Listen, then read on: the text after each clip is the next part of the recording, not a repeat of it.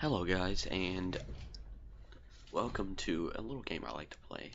It's called Smite, and basically, if you're here because you don't know what Smite is, Smite is a game where you have a bunch of different gods that you play as, such as Odin, who's a Norse god, or Thor, who's also a Norse god, and other gods like Zeus, which everyone pretty much knows who Zeus is. But today I'm going to be giving my 10 favorite gods on Smite, and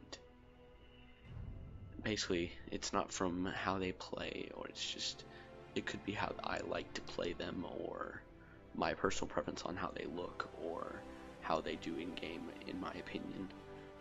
But yeah. So at number 10, we have this guy right here named Uller, and he is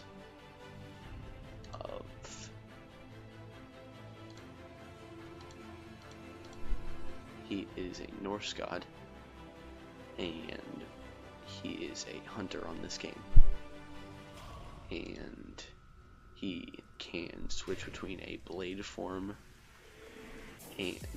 or basically a form where he uses his axes, and another form where he uses his bows. And it's pretty cool how he can switch between them. And here you can see a bunch of his stuff. I'm trying to look for what he is, because I'm not really that sure. I think though he is called the Glorious One in Norse mythology. But he is number 10. And at number 9, we're going to go right next to him with Tyr. And this is solely for the fact that he has some very good abilities. And look at that sword. That's just impressive. And he can dance. But he's just walking, and yeah, it's hard to explain his dance. But he is also of Norse, and he's called the Lawgiver. Alright, and number 8, we're going to go up a little bit, and we're going to have Mr. Loki. One of the main reasons I like Loki is because he's very funny in the Thor movies, at least. Also, he is a very powerful god in this game. He can't take a lot of damage, but he is very powerful. He's an assassin, and he is in Norse mythology as the trickster god. Alright, after Loki at number 8, we have Fenrir at number 7. Fenrir's basically, I think he's a wolf, but as you can see there, you got fire coming out of his mouth and eyes. He just looks really cool. He's also very powerful. He is also an assassin. He's also Norse. It seems I like a lot of Norse people. I didn't realize that. But he is called the Unbound. At number 5, we're going to come across Odin, also of Norse. He is known as the Allfather, and he is a warrior, and I don't know, maybe it's just because I use him in Conquest quite a lot, but he's a very good character because of an arena ability that he has. Alright, at number 4 we have Nemesis, just because Nemesis looks badass. I'll show whenever she loads in, we'll see.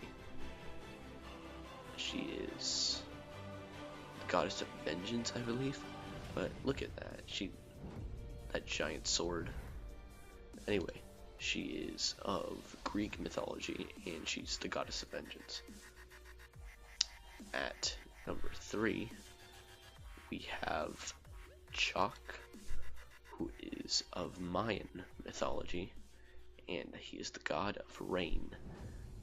He's a warrior, and I've used him quite a lot. I really like the big axe that he holds and all that. That's one of the main reasons I like him, is because he has the giant axe. And Mayan mythology is interesting to me. And he is the god of rain. At number 2, we have Kabra Khan, who's also of Mayan mythology. He's known as the destroyer of mountains. And he looks like this whenever, yeah, boom. He breaks these walls, which he also uses to attack with in-game. And I really like Kabra Khan. I use him quite a lot. I almost have a mastery level with him. And he's just a fun god to use. And finally, at number 1, the person that I use the most, I have mastery level 2 at this guy. It is Hades, god of the underworld, a guardian, and he's also from Greek mythology. And I have 3 skins with him. We got that one, then we got the Soul Taker skin, which is that one. And then I have his golden skin. And that's pretty much it. And if I didn't already tell you, Kabra Khan is also a guardian. But I seem to like a lot of guardians and warriors, and mainly from Norse or Mayan mythology. But Hades is my absolute favorite. And yeah, that's about gonna do it. Goodbye.